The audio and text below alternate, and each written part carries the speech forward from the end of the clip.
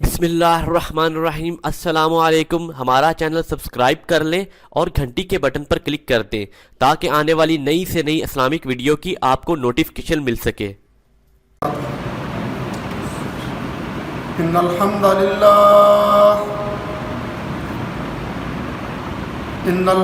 للہ نحمده ونستعینه ونستغفره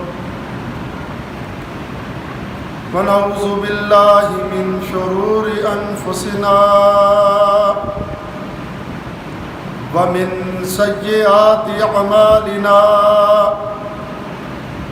ومن يهده الله فلا مضل له ومن يضلله فلا هادي له وأشهد أن لا إله إلا الله وحده لا شريك له وأشهد أن محمدًا عبده ورسوله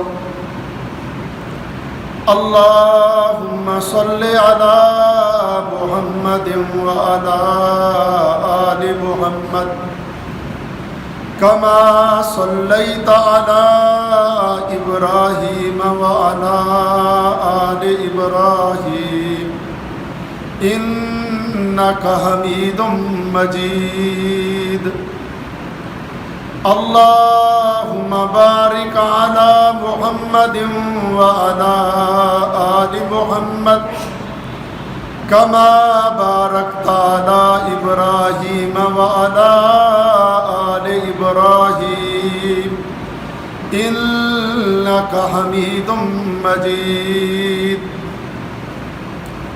أما بعد فأعوذ بالله من الشيطان الرجيم بسم الله الرحمن الرحيم يا أيها الذين آمنوا اتقوا الله حق تقاته ولا تموتن إلا وأنتم مسلمون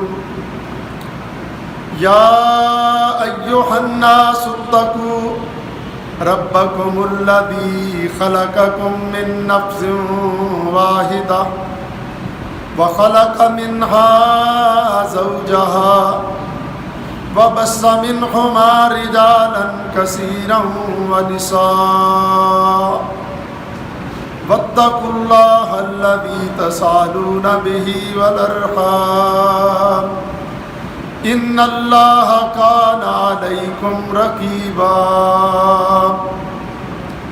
يا أيها الذين آمنوا اتقوا الله وقولوا قولا سديدا يصلح لكم أعمالكم ويغفر لكم ذنوبكم ومن يطع الله ورسوله فقد فاز فوزا عظيما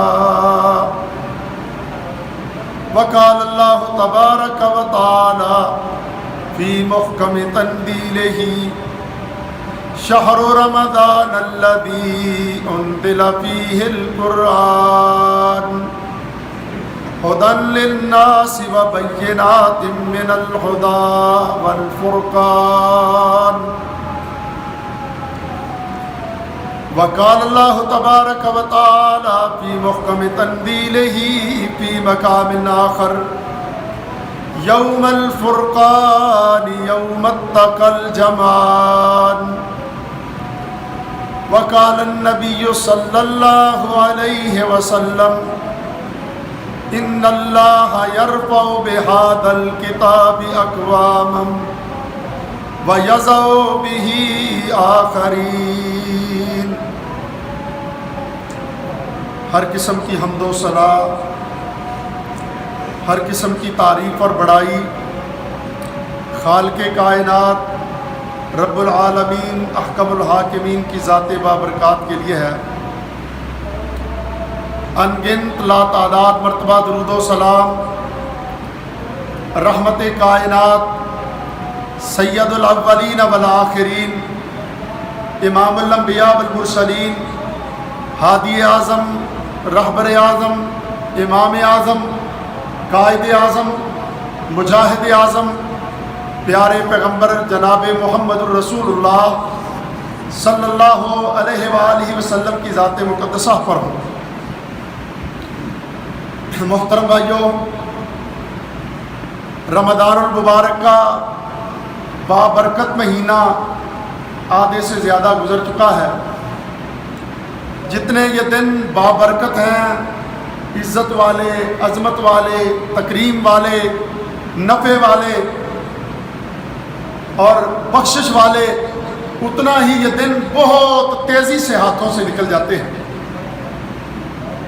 اللہ تبارک و تعالیٰ جو دن باقی رہ گئے ہیں، ہمیں صحیح معنوں میں ان دنوں کو بھی کمانے کی توفیق عطا فرمائے، ان اپنے دنوں کو بھی اللہ رب العالمین ہمیں قیمتی بنانے کی توفیق عطا فرمائے۔ محترم بھائیوں، رمضان المبارک کے جہاں پر بہت سارے اور فضائل ہیں، اس میں جنت کے دروازے کھول دیے جاتے ہیں، جہنم کے دروازے بند کر دیے جاتے ہیں، شیطانوں کو باندھ دیا جاتا ہے۔ اللہ تبارک و تعالیٰ اپنے ہر بندے کے عمل کے اجر کو کئی گنا بڑھا کر کے اس کے نامہ اعمال میں لکھتے ہیں۔ اللہ کی رحمتوں کا نزول ہوتا ہے، برکتیں اترتی ہیں، اللہ تبارک و تعالیٰ اپنے بندوں کے لیے معافیوں کا اعلان کرتے ہیں، جہنم سے آزادیوں کا اعلان کرتے ہیں۔ ان فضائل کے ساتھ ساتھ رمضان المبارک کے اس مہینے کی ایک فضیلت اللہ تبارک و تعالیٰ نے قرآن مجید میں یہ بھی بیان کی ہے کہ شہر رمضان الذی انزل فیہ القرآن، یہ رمضان المبارک کا بابرکت مہینہ وہ مہینہ ہے جس میں اللہ مالک الملک نے قرآن کو نازل کیا ہے۔ اللہ اکبر، آسمان سے الہامی جتنی بھی کتابیں انسانیت کی ہدایت کے لیے اللہ رب العالمین نے نازل کی ہے، انسانیت کی رشد و ہدایت کے لیے، رہنمائی کے لیے، ان کی تربیت کے لیے، ان کے اخلاق اور کردار کی بہتری کے لیے، ان کو جنت کی طرف لے جانے کے لیے، جہنم سے بچانے کے لیے، ان کے معاملات کی اصلاح کے لیے، ان ساری کی ساری کتابوں کا نزول اللہ تبارک و تعالیٰ نے اس رمضان المبارک کے بابرکت مہینے میں فرمایا۔ کسی کتاب کو اللہ تبارک و تعالیٰ نے شروع کے دن میں نازل کیا، کسی کو درمیانے عشرے میں نازل کیا اور کسی کو آخری دنوں میں نازل کیا۔ بہرحال اس مہینے کی فضیلتوں میں سے ایک فضیلت یہ ہے کہ اللہ تبارک و تعالیٰ نے انسانیت کی رشد و ہدایت کے لیے جو کتابیں نازل کی، ان کتابوں کے نزول کے لیے اللہ رب العالمین نے اس بابرکت مہینے کا انتخاب فرمایا۔ محترم بھائیوں، اللہ تبارک و تعالیٰ یہ خبر دینے کے ساتھ کہ شہر رمضان الذی انزل فیہ القرآن، رمضان المبارک کا مہینہ وہ مہینہ ہے جس میں اللہ تبارک و تعالیٰ نے قرآن کو نازل کیا، اس کے ساتھ ساتھ اللہ تبارک و تعالیٰ نے بات اسی خبر تک بس نہیں رکھی بلکہ معاملہ آگے بڑھایا، قرآن کا تعارف بھی کروایا، بتلایا کہ یہ قرآن کس لیے آیا ہے، یہ کون سی کتاب ہے۔ قرآن کے فضائل بھی اللہ تبارک و تعالیٰ نے جو ہے 2-3 جملوں کے اندر انتہائی اختصار سے بڑے وزنی جملے نازل کر کے اس کا تعارف بھی کروایا۔ شہر رمضان الذی انزل فیہ القرآن ہدی للناس وبینات من الہدی والفرقان، 3 چیزیں اللہ تبارک و تعالیٰ نے بیان فرمائی۔ ہدی للناس، یہ قرآن مجید وہ کتاب ہے جو اللہ تبارک و تعالیٰ نے انسانیت کی ہدایت کے لیے نازل کی ہے۔ بینات من الہدی، اس قرآن میں اللہ تبارک و تعالیٰ نے ہدایت کے حوالے سے بڑی بڑی دلیلیں رکھی ہیں۔ ان دلیلوں کے سامنے کائنات کے بڑے بڑے قادر الکلام اور بڑے بڑے فصیح الکلام اور بڑے بڑے کلام کے بولنے والے اور لکھنے والے سارے عاجز آ گئے تھے، سب سرنڈر ہو گئے تھے۔ بڑے بڑے بے ایمان اور کافر بھی راتوں کو چھپ چھپ کر جو ہے اپنا اللہ کے نبی صلی اللہ علیہ وسلم سے قرآن سنتے تھے۔ یہ قرآن اس قدر زبردست نصیحت والی، زبردست اپنی طرف جو ہے مولڈ کرنے والی، کھینچنے والی، کشش رکھنے والی کتاب ہے کہ وہ بھی سنے بغیر نہیں رہتے تھے جو بڑے بڑے قادر الکلام تھے، حالانکہ ایمان سے خالی تھے۔ والفرقان، اور یہ کتاب اپنے دامن میں فرقان کی دولت رکھتی ہے۔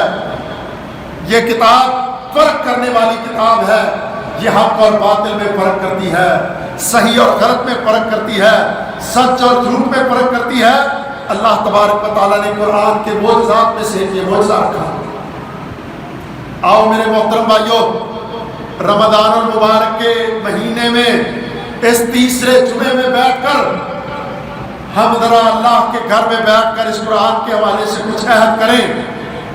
آج جو رویہ مسلمانوں کا اللہ کی اس کتاب کے ساتھ ہے، یہ انتہائی نامناسب رویہ ہے، یہ انتہائی غلط رویہ ہے، یہ انتہائی ہلاکت خیز رویہ ہے ہمارا۔ یہ قرآن ہماری ہدایت کے لیے اللہ تبارک و تعالیٰ نے نازل کیا تھا، ہماری رہنمائی کے لیے نازل کیا تھا، اس کو ہمارا نظام تعلیم بنایا تھا۔ اللہ تبارک و تعالیٰ نے اس کتاب کے اندر وہ قوت رکھی تھی جو فرقان کی دولت رکھتی تھی، مگر مسلمانوں کا رویہ اس کتاب کے ساتھ بڑا رسمی ہے، بڑا رسمی ہے۔ رمضان المبارک کا مہینہ آیا، اللہ اکبر، ہر جگہ پر قرآن کی تلاوتیں شروع ہو گئیں، مسجد میں بھی رونق لگی ہوئی ہے، گھروں کے اندر بھی لوگوں نے اپنی الماریوں سے قرآن مجید کو نکال کر اس کو جھاڑ پوچھ کر اس کو پڑھنا شروع کر دیا ہے۔ قرآن کا دور ہو رہا ہے اور آپس میں مجلسوں میں باتیں ہو رہی ہیں، میں نے 20 پارے پڑھ لیے، میں نے 25 پارے پڑھ لیے، میں نے ایک دور مکمل کر لیا ہے۔ اللہ اکبر، بڑی اچھی بات ہے، پڑھنا چاہیے۔ یہ جو ہے قرآن، یہ نیکی کا ذریعہ ہے، اس سے نیکیاں ملتی ہیں۔ ایک ایک حرف پر اللہ تبارک و تعالیٰ اپنے بندوں کو نیکیاں دیتا ہے، اجر ملتا ہے۔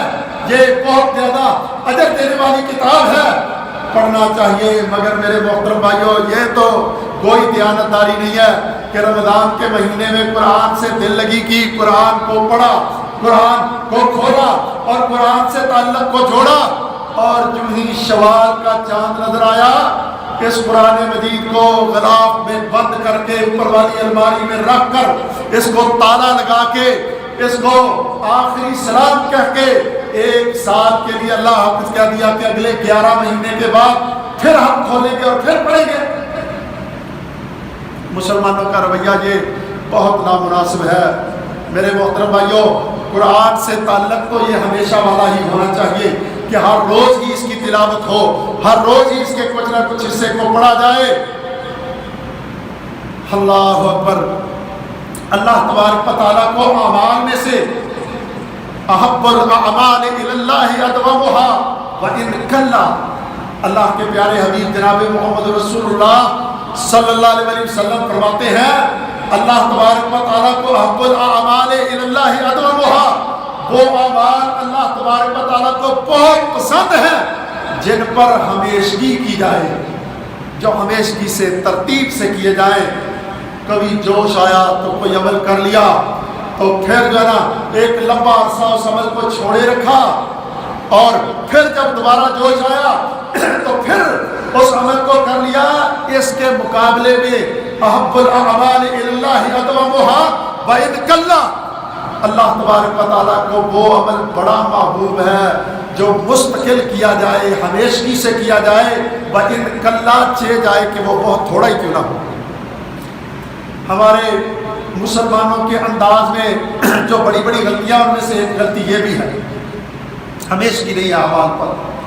جب جوش آیا تو رات کو اٹھے، تہجد کی نماز کی 11 رکعتیں پڑھ دی، اور پھر کئی مہینے رات کا قیام نہیں ہے۔ رمضان المبارک آیا، پورا قرآن مجید کا کسی نے 1 دور مکمل کر دیا، کسی نے 2 دور مکمل کر دیے، اور پھر باقی 11 مہینے اس قرآن سے کوئی تعلق نہیں ہے۔ صدقہ خیرات کے حوالے سے رمضان المبارک آیا، صدقہ خیرات کیا، دل کھول کے کیا، اور باقی 11 مہینے اپنے ہاتھ کو بخل سے تنگ کر لیا، اللہ کے راستے میں خرچ نہیں کیا۔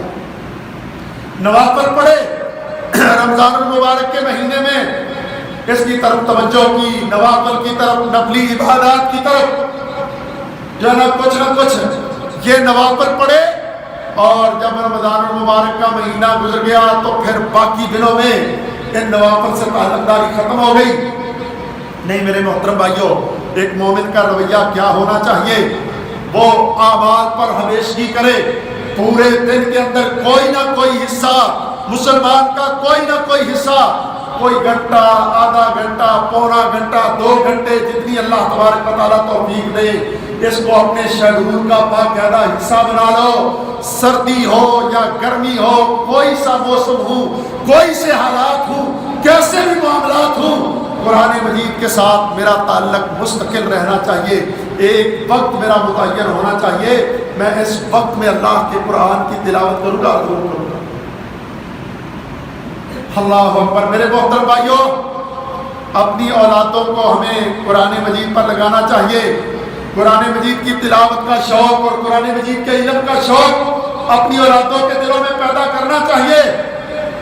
اللہ اکبر۔ ہمارا معاشرہ دنیاوی علوم کے لیے، دنیاوی ڈگریوں کے حصول کے لیے، دنیاوی فنون کے لیے، یہ روپوں، پیسوں اور ڈالروں اور ریالوں کی کمائی کے لیے، دنیا کی زیب و زینت اور دنیا کی اس کشش کے لیے ہم اپنی اولاد پر کتنا انویسٹ کر رہے ہیں۔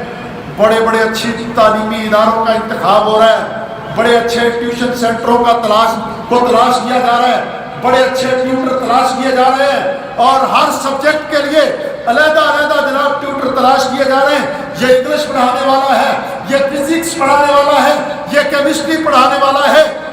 اس وقت میں نے ریاضی والا جو ہے ٹیوٹر اس کو رکھ کے دیا ہے، بڑا اہتمام ہو رہا ہے اور بڑے پیسے خرچ ہو رہے ہیں، اور لوگ بڑے بڑے جملے جناب اپنی اولاد کے متعلق کہتے ہیں۔ لوگ دیہاتوں میں گھر تھا، دیہات میں گھر تھا، دور دراز میں گھر تھا، وہاں پر زمین بھی تھی اور آبائی علاقہ بھی تھا، چھوڑ کر کے کرائے کا مکان لے کر شہر میں رہ رہا ہے۔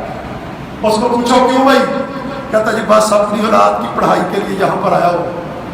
ماشاءاللہ بڑی اچھی بات ہے، بڑا اچھا جملہ ہے، مگر یہ پڑھائی کون سی ہے؟ اور آج کی تعلیم کے لیے بس جی بندے کا مستقبل تو اس کی اولاد ہوتی ہے نا، بندے کا سارا کچھ اس کی اولاد ہے۔ اللہ، یہ بڑے خوبصورت دل لبھانے والے جملے بول کر بڑے بڑے رسک لیے جا رہے اولاد کی خاطر، گردے اٹھا کر، زمینیں بیچ کر، گھر بار چھوڑ کر، علاقے چھوڑ کر، شہروں کا رخ کر کے بڑے بڑے اچھے تعلیمی اداروں کا انتخاب ہو رہا ہے، اور وہاں پر اپنے بچے داخل کروائے جا رہے ہیں، پڑھایا جا رہا ہے، اور پڑھایا کیا جا رہا ہے؟ دنیا پڑھائی جا رہی ہے۔ اور میرے محترم بھائیوں، میں اپنے بھائیوں، اپنے ساتھیوں سے، معاشرے کے لوگوں سے پوچھتا رہتا ہوں، سوال کرتا رہتا ہوں۔ یہ تلخ سوال میرا ہر جگہ پر موجود ہوتا ہے کہ تم اپنے بچے کے لیے یقیناً یہ دنیا کا تو بڑا بندوبست کر رہے ہو، اس کے مقابلے میں کچھ نہ کچھ اللہ کا قرآن پڑھانے کا اور اللہ کے نبی صلی اللہ علیہ وسلم کا فرمان پڑھانے کا، قرآن کا ترجمہ پڑھانے کا، نبی صلی اللہ علیہ وسلم کی حدیث پڑھانے کا اور تفسیر پڑھانے کا بھی کوئی بندوبست کیا ہے۔ اس کے ساتھ ساتھ یہ جو تم نے 12 گھنٹے بیان کر دیے کہ صبح سے اٹھ کر کے جو ہے میرا بچہ فلاں جگہ پر ٹیوشن پڑھتا ہے، اتنے بجے سکول چلا جاتا ہے، سکول سے واپس آتا ہے، فلاں جگہ ٹیوشن پڑھنے چلا جاتا ہے، وہاں سے واپس آتا ہے تو فلاں استاد پڑھانے آ جاتا ہے۔ یہ جو سارے دن کی بڑی خوبصورت گردان تو نے بیان کی ہے، اس گردان میں کہیں پر تو نے اللہ کے قرآن کو بھی کوئی وقت دیا ہے؟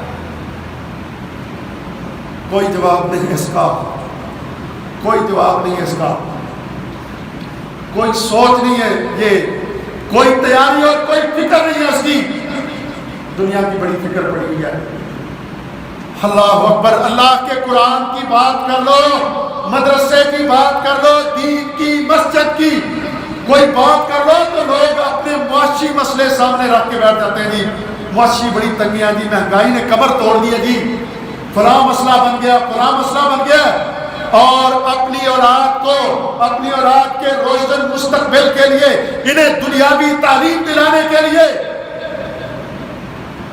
ان کے دنیاوی روشن مستقبل کے لیے سارا کچھ داؤ پر لگایا ہوا ہے۔ کتنے لوگوں کو میں جانتا ہوں جو قرضے اٹھا کے اپنی اولادوں کو پڑھا رہے ہیں، کہتے کوئی مسئلہ نہیں ہے، بچہ MBBS کر کے ڈاکٹر بن جائے گا، ہمارا بچہ انجینئر بن جائے گا، پروفیسر بننے کا شوق ہے، یہ پروفیسر بن جائے گا، پائلٹ بن جائے گا، یہ دنیا میں ترقی کی بڑی بڑی منزلوں کو عبور کر جائے گا، یہ سارے کھاتے پورے ہو جائیں گے، یہ سارے دکھ دور ہو جائیں گے، ساری پریشانیاں حل ہو جائیں گی۔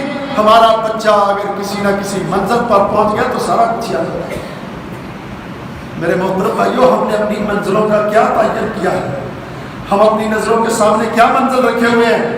ہم نے اپنی اولاد کا مستقبل کیا سیٹ کیا ہے؟ ہم اپنے مستقبل کو کس طرف لے جانا چاہتے ہیں؟ ہماری اپنی ذات کے لیے ترجیحات کیا ہے؟ اپنی اولاد کے لیے ترجیحات کیا ہے؟ میرے محترم بھائیو، ممکن ہے یہ میری باتیں کچھ تلخ ہوں، مگر یہ میرے دل کا درد ہے۔ میں رمضان کے مہینے میں اپنے اس مرکز میں اس کو ضروری بیان کرنا چاہتا ہوں، اللہ اکبر، تاکہ مجھ سے یہ عذر پورا ہو جائے کہ اللہ کے گھر میں میں نے یہ حق ادا کیا تھا کہ میں نے اپنے بھائیوں کو یہ بات سمجھانے کی کوشش کی تھی، یہ کوئی روشن مستقبل نہیں ہے، یہ کوئی روشن مستقبل نہیں ہے۔ اللہ کی قسم، یہ مستقبل روشن نہیں ہو رہا، یہ مستقبل تاریک ہو رہا ہے۔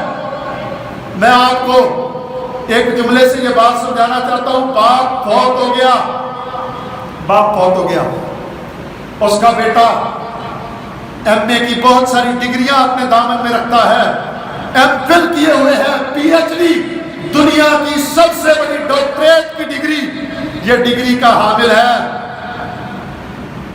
ڈاکٹر کہلاتا ہے، PhD، بہت بڑی ڈگری ہے دنیا کی۔ باپ فوت ہو گیا ہے، اللہ پریشان ہے، میرے باپ کو غسل کون دے؟ میرا باپ دنیا سے جا رہا ہے، غسل دینے کا طریقہ نہیں آتا کہ اپنے باپ کو، جس نے زندگی میں مجھے پالا پوسا، رزق لے کر، قرضے اٹھا کر مجھے پڑھایا، اپنا سارا کچھ میرے لیے داؤ پر لگا دیا، اس کو اس دنیا سے جاتے ہوئے میں ذرا اپنے ہاتھوں سے غسل دوں؟ نہیں دے سکتا بیچارہ، اس کو پتہ نہیں ہے۔ باپ فوت ہو جائے، جتنا اچھا جنازہ اس کا بیٹا پڑھا سکتا ہے نا، دنیا میں کوئی مولوی نہیں پڑھا سکتا۔ کوئی بڑے سے بڑا ہمدرد مولوی اس درد سے دعائیں نہیں کر سکتا جتنے درد سے بیٹا اپنے باپ کے لیے دعا کرے گا، جس کے جگر پر ایک بہت بڑا کاری ضرب اور زخم لگا ہے کہ اس کا باپ دنیا چھوڑ کے جا رہا ہے۔ جس رکت سے یہ دعائیں کرے گا اپنے باپ کے لیے، اس رکت سے کوئی دعائیں نہیں کر سکتا۔ مگر بدقسمتی کی انتہا یہ ہے کہ یہ بیچارہ کہاں جنازہ پڑھا سکتا ہے؟ اگر چند منٹ کے لیے مولوی صاحب لیٹ ہو جائیں، اللہ اکبر، سارے لوگ بڑے پریشان ہو کر، بڑے دل ملا کر، تیوریاں چڑھا کر، بڑی پریشانی کے عالم میں راستے پر نگاہیں گاڑے ہوئے ہیں کہ مولوی صاحب لیٹ ہو گئے۔ مولوی کے بغیر یہ سارے کا سارا بہت بڑا مجمع بیچارہ اس فہم سے خالی ہے کہ اس بیچارے کا جنازہ کوئی پڑھا سکے۔ اور میرے محترم بھائیوں، اور کوئی فکر نہ کر سکو تو کوئی مسئلہ نہیں، اپنے جنازے کی فکر ضرور کر لینا، اپنی اولاد میں سے اپنی اولاد کو کسی کو اس اہل بنا لینا کہ جب تم اس دنیا سے جاؤ تو وہ مولوی صاحب کو کہہ دے، مولوی صاحب آپ ذرا پیچھے تشریف لے آئیں، میں اپنے باپ کا جنازہ پڑھانے کا سب سے بڑا حقدار میں ہوں، میں پڑھاؤں گا اپنے باپ کا جنازہ۔ یہ کوئی بندوبست ضرور کر لینا، اور یہ بندوبست دنیا کی ڈگریوں سے نہیں ہوگا، یہ دنیا کی ڈگریاں یہ نہیں سکھائیں گی، اور یہ پڑھانا تو دور کی بات ہے، یہ جرت کرنا تو دور کی بات ہے، اور یہ تو بیچارے پڑھنے کے قابل نہیں ہیں، یہ تو پیچھے کھڑے ہو کر آمین آمین کہہ رہے ہیں۔ اگر کوئی جہری پڑھنے والا ہے، اگر کوئی سری پڑھنے والا ہے، تو پھر یہ اپنی زبان دانتوں کے نیچے دبا کر کے کھڑے ہوئے ہیں کہ اب ہمیں کیا کرنا ہے؟ ان بیچاروں کو کچھ پتہ نہیں کہ ہمیں کیا کرنا ہے۔ اللہ اکبر، میرے محترم بھائیوں، ہماری اس دنیا میں بہت بڑی بڑی کمائیوں میں سے ایک کمائی ہماری اولاد ہے۔ اللہ کے نبی صلی اللہ علیہ وسلم نے جو صدقہ جاریہ کی چیزیں بیان کی، ان میں سے ایک چیز یہ بیان کی، وَوَلَدٌ صَالِحٌ يَدْعُو لَهُ، اور نیک اولاد جو اپنے والدین کے لیے دعا کرتی ہے۔ یہ بندے کا بہت بڑا صدقہ جاریہ ہے. بندہ مر کے قبر میں پہنچ گیا, اولاد نمازیں پڑھ رہی ہے, تہجدیں پڑھ رہی ہے, اشراقیں پڑھ رہی ہے, قیام کر رہی ہے, قرآن کی تلاوتیں کر رہی ہے, اور ہر وقت عبادت میں اس کو یاد آتا ہے کہ میرا باپ دنیا کو چھوڑ کر کے چلا گیا ہے.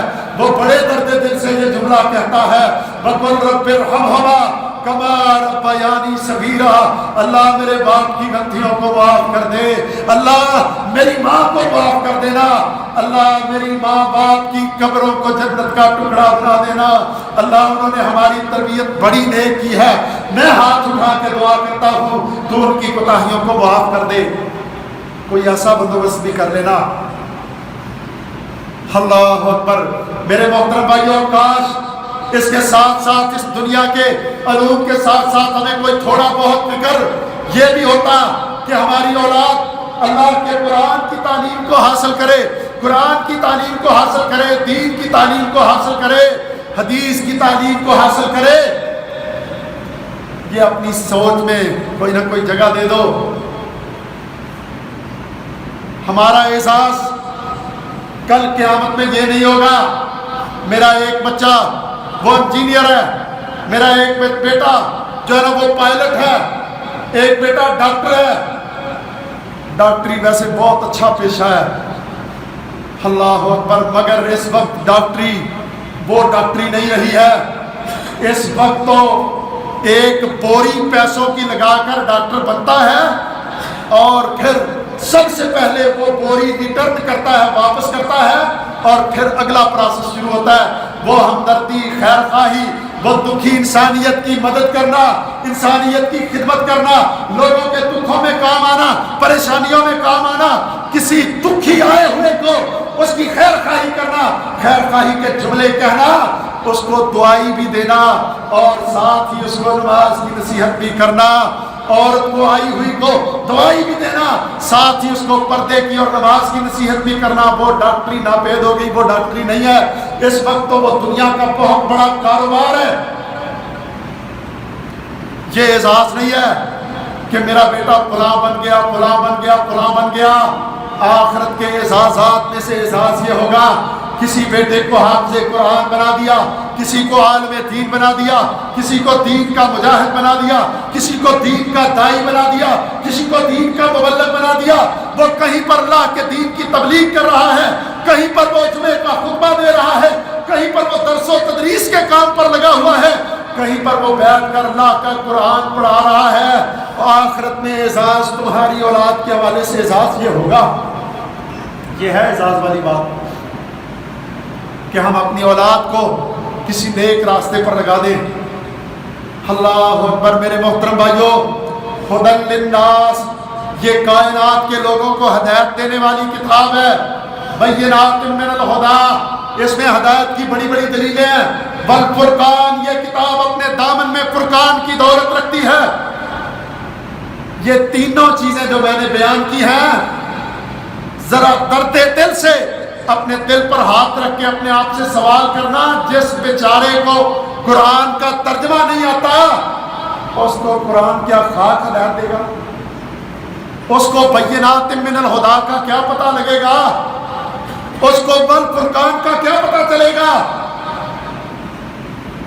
اللہ اکبر. معاشرے کے بہت بڑے طبقے نے قرآن کی طرف توجہ ہی نہیں کی, قرآن کی طرف اس نے دیکھا ہی نہیں ہے.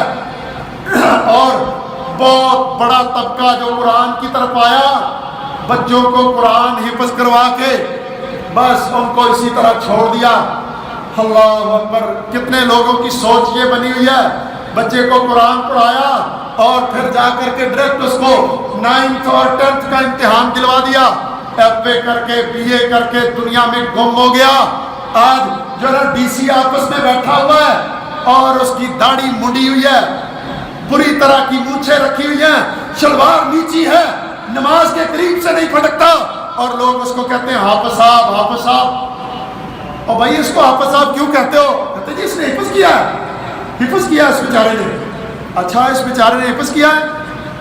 اللہ اکبر. بیٹھ کر کے اس کو ذرا جنت چھیڑنے کی کوشش کی جاتی ہے, کس مسجد سے تو نے حفظ کیا اور اس حفظ کا رنگ تیرے اوپر کیا ہے. آج کر تجھے اپنا نام حافظ سن کر کے کوئی شرم بھی آتی ہے کہ نہیں آتی؟ اللہ اکبر، کتنے لوگ ہم نے دیکھے، کتنے لوگ حافظ صاحب ہے جی، مطلب اس حافظ کے آس پاس سے دین کی کوئی رمق نہیں گزری ہے۔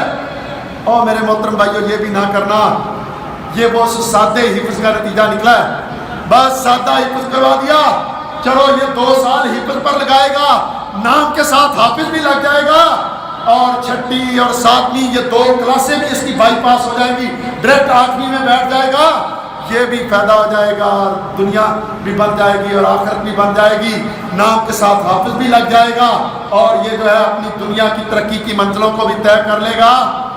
اللہ، بہت سارے لوگ یہ سمجھتے ہیں، کہتے ہیں جو قرآن حفظ کر لیتا نا اس کا سینہ اللہ کھول دیتا ہے، اس لیے حفظ کروا رہے ہیں کہ قرآن پڑھنے سے اس کا سینہ کھل جاتا ہے، اللہ تبارک و تعالیٰ اس کے ذہن کو کھول دیتا ہے، اس کو باتیں یاد رہتی ہیں، محنت کرنے کا عادی بن جاتا ہے، مشقت کرنے کا عادی بن جاتا ہے۔ بالکل یہ بات ٹھیک ہے، درست ہے، مگر اپنی نیت کا زاویہ درست کر لو، اپنی نیت کا معاملہ درست کر لو، اپنی آخرت پر نظریں رکھنا، یہ جھوٹی دنیا پر نظریں نہ رکھنا، یہ دنیا کچھ نہیں ہے، اللہ کی قسم، اگر یہ دنیا مچھر کے پر کے برابر ہوتی، اللہ کے نبی صلی اللہ علیہ وسلم نے فرمایا اللہ تبارک و تعالیٰ کسی کافر کو پینے کے لیے پانی کا گھونٹ تک نہ دیتا اگر دنیا مچھر کے پر کے برابر ہوتی۔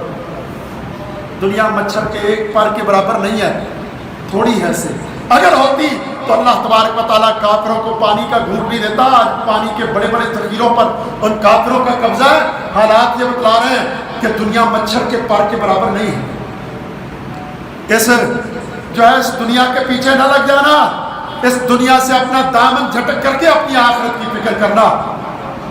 میرے محترم بھائیوں، میں بات یہ عرض کر رہا تھا، جب تک قرآن کا ترجمہ اور تفسیر نہیں پڑھیں گے اس کو نہیں پتا چلے گا ھدی للناس بینات من الھدی والفرقان، اس میں سے کسی چیز کی خبر اس کو نہیں مل سکے گی، کچھ پتا اس کو نہیں چل سکے گا جب تک یہ قرآن مجید کا ترجمہ نہیں پڑھے گا۔ تو میرے محترم بھائیوں، آج ہمیں قرآن کا ترجمہ پڑھنے چاہیے، ترجمے کا اہتمام کرنا چاہیے۔ میں اس حوالے سے ایک چھوٹی سی توجہ دلا کے اپنی بات کو آگے چلانا چاہتا ہوں۔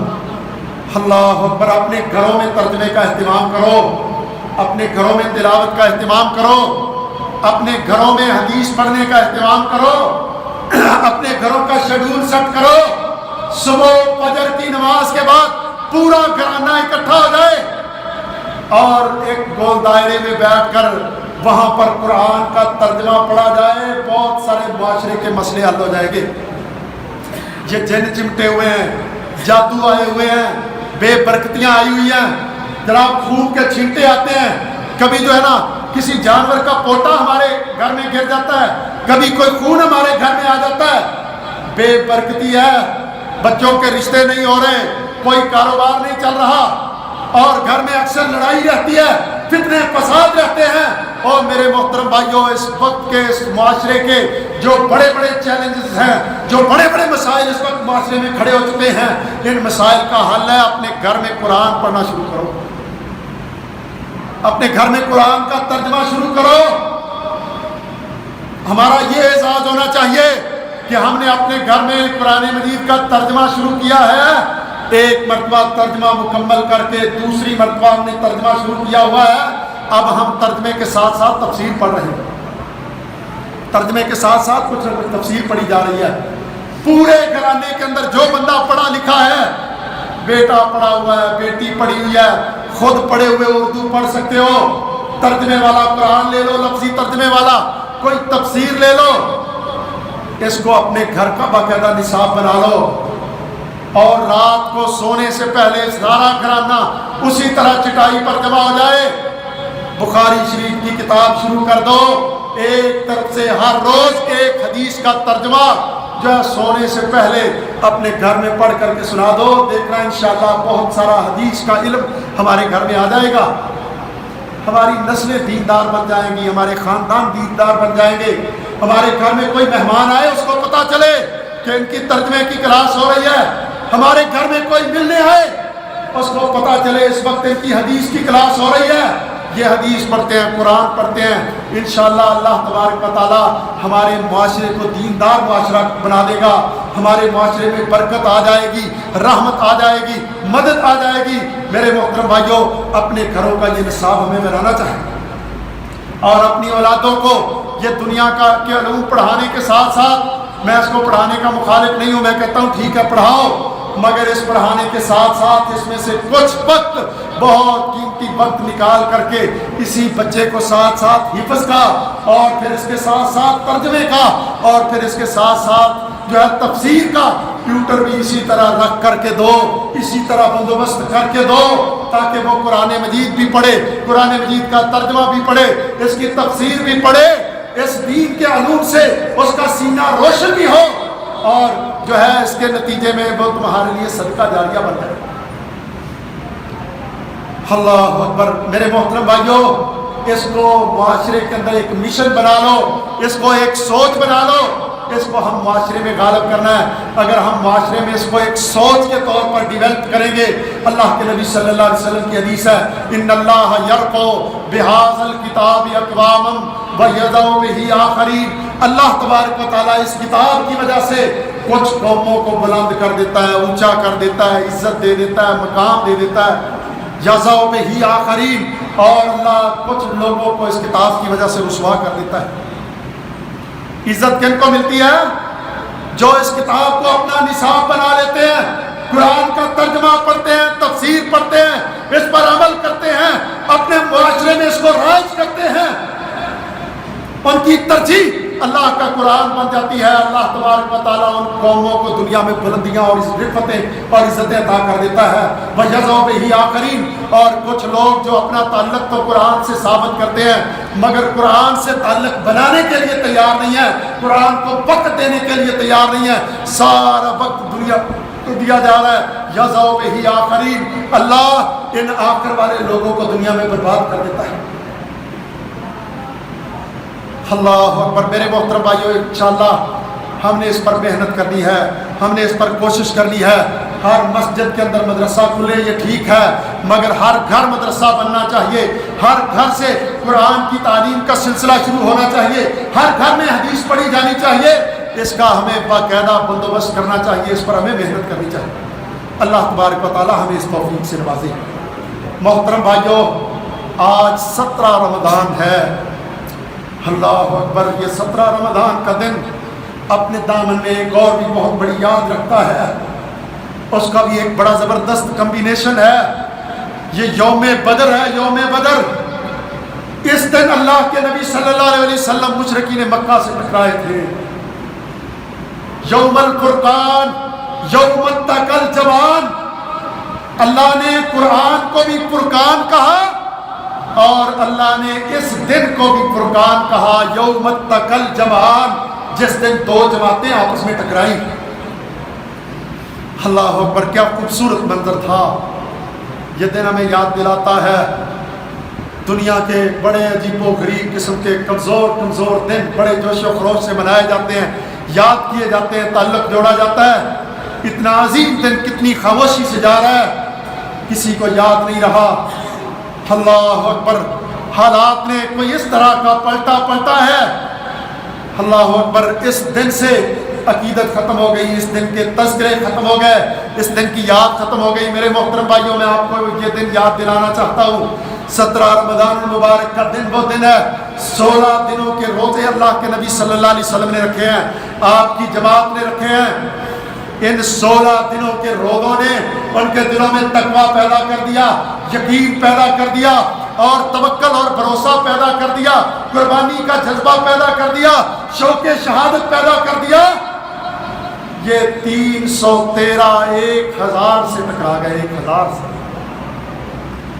ادھر 313 تھے، یہ ہجرتوں کے مارے ہوئے، حالات کے ستائے ہوئے، معاشی تنگیوں کے مارے ہوئے، مکے سے ہجرت کر کے مدینے کی طرف آئے ہوئے، اور مکے سے مسلسل سازشیں جاری ہیں کہ مدینے سے ان کو نکلوایا جائے، مدینے کی اسٹیٹ ان سے خالی کروائی جائے۔ طرح طرح کی سازشیں ہو رہی ہیں، طرح طرح کے مسئلے بنائے جا رہے ہیں۔ ان مشکل حالات میں جب پیٹوں میں کچھ نہیں ہے، پھٹے پرانے کپڑے ہیں، ہتھیار پورے نہیں ہیں۔ بڑا عجیب و غریب مسئلہ ہے۔ صحابہ کرام کے پاس جو تلواریں ہیں، کتنی تلواریں زنگ آلود ہیں، ٹوٹی ہوئی ہیں، نیزے پورے نہیں ہیں، اسلحہ پورا نہیں ہے۔ کچھ لوگ بچ گئے ہیں، اللہ کے نبی صلی اللہ علیہ وسلم نے ان سب کو اسلحہ دینے کے ساتھ ساتھ کسی کو تلوار دے دی، کسی کو نیزہ دے دیا، اور جو بچ گئے ہیں اللہ کے نبی صلی اللہ علیہ وسلم نے کھجور کی چھڑیاں ان کے ہاتھوں میں تھما دی۔ اس بے سر و سامانی کے عالم میں محمد الرسول اللہ صلی اللہ علیہ وسلم اپنی مٹھی بھر جماعت کو تیار کر کے عالم کفر سے ٹکرانے جا رہے ہیں۔ بدر کے میدان میں اللہ کے نبی صلی اللہ علیہ وسلم سجدے میں گرے ہوئے ہیں، روئے جا رہے ہیں، آنسو بہے جا رہے ہیں، اور اللہ سے دعا کر رہے ہیں، اللہم ان تہلک ہذہ العصابہ لن تعبد فی الارض۔ اللہ اگر یہ تھوڑی سی جماعت، اللہ یہ تیرے دین پر بنائی ہوئی جماعت اگر یہ اس میدان میں کٹ گئی، لن تعبد فی الارض، اللہ تیری زمین پر تیری عبادت کرنے والا کوئی نہیں رہے گا۔ کیوں نہ روتے؟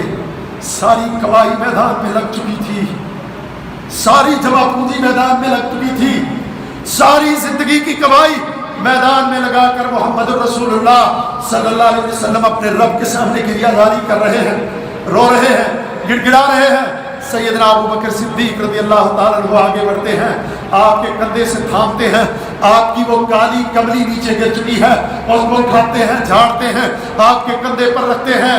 اللہ کے نبی صلی اللہ علیہ وسلم کے سامنے تسلی والے جملے کہتے ہیں، اللہ کے رسول آپ کھڑے ہو جائیے، اللہ تبارک و تعالیٰ مدد کرے گا، مارکا شروع کیجئے، صفوں کو ترتیب دیجئے، اللہ تبارک و تعالیٰ مدد فرمائے گا۔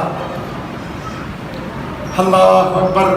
اس طرف کافر لڑنے کے لیے آئے ہیں، 1000 کا لشکر ہے، اس کی قیادت کرنے والا ابو جہل ہے، عتبہ، شیبہ اور ولید ہیں، دنیا کے کافروں کے بڑے بڑے سردار اور بڑے بڑے جنگی مہارت رکھنے والے، لڑائیوں کی مہارت رکھنے والے، بڑے بڑے قبائل کو پچھاڑنے والے، بڑی جنگی مہارت رکھنے والے آج سارے قریش مکہ کو لے کر جو ہے باہر نکل آئے ہیں، اور آج یہ عزم لے کر آئے ہیں کہ آج مسلمانوں کا تیا پانچا کر کے یہ محمد رسول اللہ کی بنائی ہوئی جماعت کو ختم کر کے جشن کیا جائے گا۔ ان کے پاس نیزے اور بھالے بھی ہیں، تلواریں بھی ہیں، اور ڈھالیں بھی موجود ہیں، گھوڑے بھی ہیں، اور اونٹ بھی ہیں، سواریاں بھی ہیں۔ کھانے کے لیے جو ہے اونٹوں کو قربان کیا جا رہا ہے، سواریوں کے لیے گھوڑے موجود ہیں، شراب کے مٹکے اور ڈانس کرنے والی کنجریاں ساتھ لے کے آئے ہیں کہ مسلمانوں کو صفحہ ہستی سے مٹا کے وہاں پر گزرا ہوگا۔ میرے محترم بھائیوں، چلتے چلتے یہ بھی اپنا ویژن درست کر لو، خوشی کے موقع پر کنجریوں کا ڈانس کروانا، شراب کے مٹکے چلانا اور ڈانس کرنا، یہ ابو جہل اینڈ کمپنی کی سنت ہے۔ کسی غلط فہمی میں نہ رہنا، اپنے بیٹے کی شادی پر یہ سارا کچھ کر کے غلط فہمی میں نہ رہنا، اور جی دیکھو نا جی پھر خوشی کا وقت ہے، خوشی کا وقت ہے نا جی، بچے نہیں مانے، بس جی خوشی کا وقت ہے نا جی، ٹھیک ہے، خوشی میں کچھ نہ کچھ ہو بھائی، خوشی میں کچھ نہ کچھ محمد رسول اللہ والا کرو، ابو جہل والا نہ کرو، ابو جہل کے طریقے سے بچ جاؤ، محمد رسول اللہ صلی اللہ علیہ وسلم کے طریقے پر چلو۔ یہ اللہ کے نبی صلی اللہ علیہ وسلم کا طریقہ ہے کہ جب کوئی مشکل کا وقت آئے یا خوشی کا وقت آئے تو اللہ کے نبی صلی اللہ علیہ وسلم ہر صورت میں سجدے میں گرے ہوئے 2 رکعتیں پڑھ رہے ہیں۔ خوشی کے موقع پر یہ کنجریوں کا ڈانس اور یہ مجرے اور یہ شراب، یہ ابو جہل اینڈ کمپنی کا طریقہ ہے۔ اللہ اکبر۔ اللہ تبارک و تعالیٰ نے مدد نازل فرمائی آسمان سے، اللہ تبارک و تعالیٰ نے فرشتوں کو نازل کر دیا، اللہ مالک الملک نے ان کو حکم دیا۔ اللہ اکبر۔ بڑا عظیم معرکہ ہے، بڑا بے مثال معرکہ ہے، بڑی شاندار لڑائی ہے یہ۔ اللہ تبارک و تعالیٰ نے اس لڑائی کی بابت قرآن مجید میں فرمایا، وما رمیت اذ رمیت ولکن اللہ رما۔ میرے نبی جب تم رمی کر رہے تھے، کافروں پر تیر پھینک رہے تھے، لڑائی کر رہے تھے، یہ تم نے اور تمہارے ساتھیوں نے اکیلے نہیں لڑا، ولیکن اللہ رما۔ یہ معرکہ اتنا بابرکت تھا کہ تمہارا رب ارض و سما بھی آسمان پر بیٹھ کر کافروں سے لڑائی کر رہا۔ ایک صحابی آیا اللہ کے نبی صلی اللہ علیہ وسلم کے پاس، کہتا اللہ کے رسول میں نے ابھی اپنی تلوار کو اٹھایا تھا काफिर की गर्दन उतर के दूर चली गई थी। ये माजरा मुझे समझ नहीं आया। अल्लाह के नबी सल्लल्लाहु अलैहि वसल्लम ने फरमाया, अल्लाह तबारक व तआला ने फरिश्तों को नाजिल कर दिया था। वो फरिश्ते लड़ रहे थे जो सफ़ेद लिबास में मलबूस थे, सफ़ेद पगड़ियाँ बांधे हुए, सफ़ेद घोड़ों पर सवार थे। अल्लाह तबारक व तआला ने उनको तुम्हारी मदद पर लगा दिया था। जब तुम तलवारें चला रहे थे तो ये अल्लाह के फरिश्ते भी तलवारें चला रहे थे। वयुहिक्कुल हक्का वयुब्तिलुल बातिल वलौ करिहल मुजरिमून। अल्लाह तबारक व तआला ने उस दिन हक को हक कर दिया और बातिल को बातिल कर दिया। इन 313 कमज़ोरों, ज़ईफ़ों, लाचारों, मईशत के सताए हुए, हालात के सताए हुए, हिजरतों के मारे हुए, टूटी तलवारें, जंगालूद नेज़े, कुछ हाथों से खाली छड़ियाँ हाथों में पकड़ी हुई हैं और पाँव पर चीथड़े लपेटे हुए, लिबास पूरा नहीं है, पेट में खाने के लिए कुछ नहीं है, मगर ईमान की दौलत से माला माल हैं।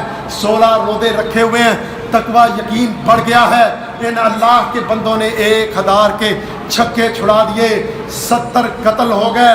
70 को अल्लाह के नबी सल्लल्लाहु अलैहि वसल्लम ने गिरफ्तार करके भेड़ बकरियों की तरह आगे लगा करके अल्लाह के नबी सल्लल्लाहु अलैहि वसल्लम इनको लेके जा रहे हैं। ये रमज़ान मुबारक का महीना में ये याद दिलाने के लिए आता है, मुसलमानों तुम्हारी तारीख तो ये 17 रमज़ान वाली तारीख है। अपनी तारीख को याद रखना, कहीं भूल न जाना। और खाली खोखले रोदे रखने वालों, सहरियाँ अफ्तारियाँ करने वालों, जहाँ पर अल्लाह तबारक व तआला ने कुरान मजीद में या अय्युहल्लज़ीना आमनू कुतिबा अलैकुमुस सियाम कमा कुतिबा अलल्लज़ीना मिन क़ब्लिकुम लअल्लकुम तत्तक़ून कहा है, वहीं पर अल्लाह तबारक व तआला ने कुतिबा अलैकुमुल क़िताल व हुवा कुरहुल लकुम व असान तकरहू शय्यम व हुवा खैरुल लकुम व असान तुहिब्बू शय्यम व हुवा शर्रुल लकुम वल्लाहु यअलमु व अंतुम ला तअलमून। जिहाद भी तुम्हारे ऊपर फर्ज है, किताल काफरों से लड़ना, मार के करना भी फर्ज है। वहुवा कुरहुल लकुम, ये तुम्हें अच्छा नहीं लगेगा, पसंद नहीं आएगा, रोज़े की सहरी अफ्तारी की तरह तुम इससे मानूस नहीं होगे। व आसान तकराहू शय्यम व हुवा खैरुल लकुम, हो सकता है तुम किसी चीज़ से नफरत करो मगर वो तुम्हारे लिए अच्छी हो, और हो सकता है तुम किसी चीज़ से मोहब्बत करो और वो तुम्हारे लिए अच्छी ना हो। वल्लाहु यअलमु, अल्लाह जानता है, व अंतुम ला तालमून, तुम नहीं जानते हो, तुम नहीं जानते हो। अल्लाहु अकबर। मेरे मोहतरम भाइयों, ये रमज़ानुल मुबारक का महीना में याद दिलाने के लिए आता है, मुसलमानों तुम्हारी तारीख़ ये है, तुम्हारी तारीख़ मार्कों वाली तारीख़ है। सारी दुनिया के फिरौनों से टकराना, अल्लाह तबारक व तआला ने इस अजीम मार्के में कुफर की 4 पाई के चारों पाई कटवा दिए। अबू जहल कट गया, उतबा कट गया, शैबा कट गया, वलीद कट गया। चारों ही कुफर के बड़े बड़े इमाम इस मार्के के अंदर जो है मारे गए, कत्ल हो गए, जिल्लत की मौत मर गए। अल्लाह तबारक व तआला ने मुसलमानों को फतह याब कर दिया। और मेरे मोहतरम भाइयों, मैं यहाँ पर आपको एक बहुत अहम नुक्ता समझाना चाहता हूँ। कान खोल के, दिल के दरीचे खोल के ज़रा इस नुक्ते को नोट कर लेना। अल्लाह तबारक व तआला ने इस मार्के के लोगों की बहुत इज़्ज़त की। जितनी इज़्ज़त अल्लाह ने बदर वालों की की है ना, इतनी इज़्ज़त अल्लाह ने किसी और बंदे की नहीं की। कहा इनके पिछले गुनाह माफ़ हैं, और सिर्फ पिछले नहीं, इनके बाद वाले भी माफ़ हैं, बाद वाले भी माफ़ हैं। उमर फारूक रज़ी अल्लाह ताला के दौर में एक सहाबी का कोई मसला बना, अल्लाह अकबर, मजमे को याद दिलाया, देखना अपनी ज़बान को रोक लेना, काबू में रखना। तुम्हें नहीं पता ये शख्स कौन है? ये बदर का गाजी है, बदर का गाजी। अल्लाह ने इनके बारे में कहा है, इनके अगले और पिछले सारे ही गुनाह माफ़ हैं। इसके साथ इसके लिए ज़बान खोलते हुए ज़रा एहतियात करना। अल्लाह अकबर। ये फजीलत है उन लोगों की, और ये फजीलत किस लिए मिली है? मेरे मोहतरम भाइयों, इस फजीलत की बहुत सारी वजूहात हैं। इन बहुत सारी वजूहात में से एक वजह यह है कि मुश्किल में ये मार्का लड़ा गया। वसाइल नहीं थे, पैसा नहीं था, माल नहीं था, और सवारियां नहीं थी, असलहा नहीं था, फौज नहीं थी, कमज़ोरी थी, बहुत कमज़ोरी में ये मार्का लड़ा गया। अपने दुश्मन बन गए थे। सफ़ें बड़ी अजीबो गरीब थी। इधर बेटा खड़ा हुआ है, मुकाबले में बाप खड़ा हुआ है, इधर चचा खड़ा हुआ है, मुकाबले में भतीजा खड़ा हुआ है, इधर भांजा खड़ा हुआ है, मुकाबले में मामू खड़ा हुआ है। खून खून से टकराया था, बरादरी बरादरी से टकराई थी, ख़ानदान ख़ानदान से टकराया था। پیٹوں سے بھوکے تھے، پاؤں سے ننگے تھے، ہاتھوں سے خالی تھے، اللہ پر توکل اور یقین تھا، اللہ کی مدد آئی، اللہ نے فتح بھی دے دی اور اللہ نے عزت بھی دے دی۔ اللہ تعالیٰ قرآن مجید کی سورہ الحدید میں فرماتے ہیں وَمَا لَكُمْ أَلَّا تُنْفِقُوا فِي سَبِيلِ اللَّهِ وَلِلَّهِ مِيرَاثُ السَّمَاوَاتِ وَالْأَرْضِ لَا يَسْتَوِي مِنْكُمْ مَنْ أَنْفَقَ مِنْ قَبْلِ الْفَتْحِ وَقَاتَلَ أُولَٰئِكَ أَعْظَمُ دَرَجَةً مِنَ الَّذِينَ أَنْفَقُوا مِنْ بَعْدُ وَقَاتَلُوا وَكُلًّا وَعَدَ اللَّهُ الْحُسْنَىٰ مَنْ ذَا الَّذِي يُقْرِضُ اللَّهَ قَرْضًا حَسَنًا فَيُضَاعِفَهُ لَهُ وَلَهُ أَجْرٌ كَرِيمٌ۔ تمہیں کیا ہو گیا، اپنے مال اللہ کے لیے خرچ کیوں نہیں کرتے ہو؟ اس لیے نہیں خرچ کرتے تم سمجھتے ہو ہمارے ذاتی ہیں؟ اپنی سوچ درست کر لو۔ وَلِلَّهِ مِيرَاثُ السَّمَاوَاتِ وَالْأَرْضِ، آسمان اور زمین کی ساری وراثتوں اور سارے خزانوں کا اصلی اور حقیقی مالک اور وارث ایک اللہ۔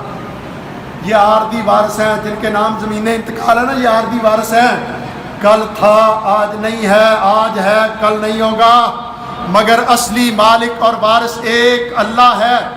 اللہ تبارک و تعالیٰ فرماتے ہیں پھر اگلی بات لا یستوی منکم من انفق من قبل الفتح وقاتل اولئک اعظم درجۃ من الذین انفقوا من بعد وقاتلوا وکلا وعد اللہ الحسنىٰ۔ جن لوگوں نے فتح کے آ جانے سے پہلے اپنا مال خرچ کیا اور جہاد کیا، یہ اللہ کو بہت پیارے ہیں ان لوگوں سے جنہوں نے فتح کے آ جانے کے بعد مال خرچ کیا اور بعد میں جہاد کیا۔ مشکل وقت میں خرچ کرنا، مشکل وقت میں مار کے کرنا، مشکل وقت میں اللہ کے دین کے لیے کھڑے رہنا، مشکل وقت میں استقامت کا مظاہرہ کرنا۔ ان الذین استقاموا للہ، جن لوگوں نے اللہ کے لیے استقامت اختیار کی، اللہ تبارک و تعالیٰ نے ان کے لیے بڑے بڑے خوبصورت اعلان کیے ہیں۔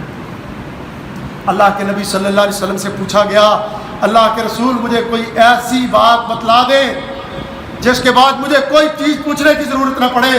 اللہ کے نبی صلی اللہ علیہ وسلم نے فرمایا قل آمنت باللہ ثم استقم، اللہ کی توحید کا اعلان کر دو پھر اس پر ڈٹ جاؤ، اس سے بڑا عمل کوئی نہیں ہے۔ تو میرے محترم بھائیو، اللہ کے لیے ڈٹ جانا، مشکل حالات میں کھڑے رہنا، مشکل حالات میں جہاد کا ساتھ دینا، مشکل حالات میں مال خرچ کرنا، مشکل حالات میں جو ہے وسائل دینا، میرے محترم بھائیو اس کی فضیلت اللہ رب العالمین کے ہاں بہت زیادہ ہے۔ اللہ تبارک و تعالیٰ سے دعا ہے کہ اللہ تبارک و تعالیٰ ہمیں اپنے معاملات کو ٹھیک کرنے کی توفیق عطا فرمائے۔ اللہ تعالیٰ ہمارے دلوں میں تقویٰ اور یقین پیدا کر دے۔ میرے محترم بھائیو، اگر ہم اپنے دل میں یقین پیدا کر لیں، تقویٰ پیدا کر لیں، ہمارے سارے مسئلے حل ہو جائیں گے۔ اللہ تعالیٰ نے قرآن مجید میں اعلان کیا من یتق اللہ یجعل لہ مخرجا ویرزقہ من حیث لا یحتسب، جو اللہ کا تقویٰ اختیار کر لے اللہ تبارک و تعالیٰ اس کے لیے پریشانیوں سے نکلنے کا راستہ دے دیتے ہیں۔ وَيَرْزُقْهُ مِنْ حَيْثُ لَا يَحْتَسِبُ، اور اللہ اس بندے کے لیے رزق کا وہاں سے بندوبست کرتے ہیں جہاں سے وہ گمان نہیں کر سکتا۔ تو میرے محترم بھائیوں، پہلے بھی یہ اعلان بڑی تفصیل سے ہو چکا ہے، آج پھر میں آپ کو یاد دہانی کروانا چاہتا ہوں کہ یہ مرکز کی جگہ خریدی گئی ہے، انشاءاللہ ہم نے اس کے پیسے بھی پورے کرنے ہیں اور اس کی تعمیر کا کام بھی کرنا ہے۔ تو اس سلسلے میں آپ بھائیوں نے انشاءاللہ یہ مدد کا سلسلہ جاری کرنا ہے، محنت کرتے رہنا ہے، دوسرے لوگوں کو بھی توجہ دلانی ہے۔ اللہ کے نبی صلی اللہ علیہ وسلم کی حدیث ہے جو بندہ خیر کے کام پر جو ہے لوگوں کو ترغیب دلاتا ہے، اللہ تبارک و تعالیٰ اس بندے کو بھی برابر ہی اجر عطا کرتا ہے۔ اللہ سے دعا ہے کہ اللہ تبارک و تعالیٰ قرآن سے ہمیں اپنا تعلق جوڑنے کی توفیق عطا فرمائے، قرآن کے ترجمہ اور تفسیر کو پڑھنے کی توفیق دے، اپنے گھروں میں قرآن کی تعلیم کو رائج کرنے کی توفیق عطا فرمائے۔ اللہ تبارک و تعالیٰ ہمیں ہمارے دلوں میں جہاد کی محبت پیدا کر دے، جذبات کی محبت پیدا کر دے۔ اللہ تبارک و تعالیٰ ہمیں اپنی تاریخ کو اور اپنے نبی کی سیرت کو یاد رکھنے کی توفیق عطا فرمائے۔ ربنا تقبل منا انک انت السمیع العلیم وتب علینا انک انت التواب الرحیم۔ سبحان ربک رب العزۃ عما یصفون وسلام علی المرسلین والحمد للہ رب العالمین۔